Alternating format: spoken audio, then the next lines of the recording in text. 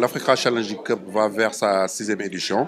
C'est l'occasion de remercier nos partenaires qui nous ont accompagnés, dont Eric Favre TV, Keren, Auchan, Tectra et tout le monde.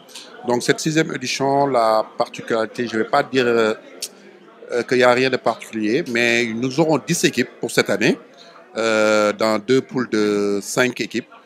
Et on va faire la compétition à partir de 16h30 cette année.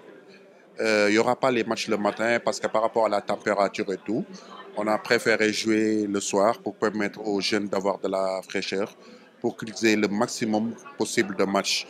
Parce qu'aujourd'hui, il faudrait savoir que l'Africa Challenge Cup est le tournoi qui vend le plus de joueurs en Afrique aujourd'hui.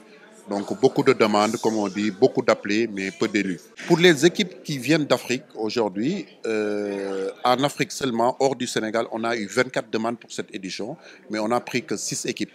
Il y a certaines équipes qui étaient venues, mais par rapport à leur comportement et tout, vraiment, on a besoin de ce genre d'équipe pour montrer qu'en Afrique, c'est possible, fait par des Africains.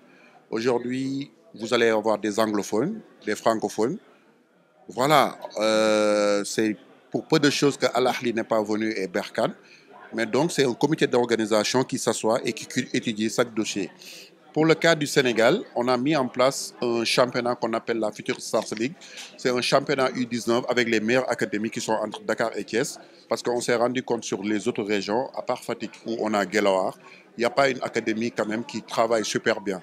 Donc, on a mis en place un championnat qui s'appelle la Future Stars League en U19 et en U17. Donc, les meilleures équipes, au moment du tournoi, qui sont les mieux classés, c'est eux qui vont jouer le tournoi ACC. Depuis 2 ans, c'est cette parade qu'on a vue parce qu'on avait aussi trop de demandes en Afrique, au Sénégal aussi. Donc, Amitié, certes, pour la FSL cette année, ils ne sont pas bien placés, mais c'est Amitié qui est détenteur du titre, donc c'est normal qu'ils reviennent. Alhamdulillah, l'Institut Diambar a la chance d'avoir le président, le docteur Babacar Ngom, le président des médecins sportifs du Sénégal, qui est en notre sein, qui travaille avec nous. Depuis le tournoi, c'est même lui qui a eu l'idée qu'on ne joue pas le matin, qu'on ne joue pas les matchs à des heures incompréhensibles, qu'on fasse les projecteurs et tout pour jouer la nuit. Donc lui, ça c'est son domaine. C'est lui qui va amener une équipe médicale avec 2 ambulances médicalisées, Inch'Allah, comme chaque année, hein, comme chaque année pour le tournoi, sapeurs-pompiers et les assurances qui seront là aussi. C'est des gamins qui sont nés entre 2006 jusqu'à 2009. Donc, c'est des gamins de 15 ans jusqu'à 18 ans qui vont jouer le tournoi. Oui, il y en a énormément. Déjà, pour nous, Djambar, on a fait, en janvier, on a fait 4 transferts. Donc, Lansana qui a signé à Saint-Etienne.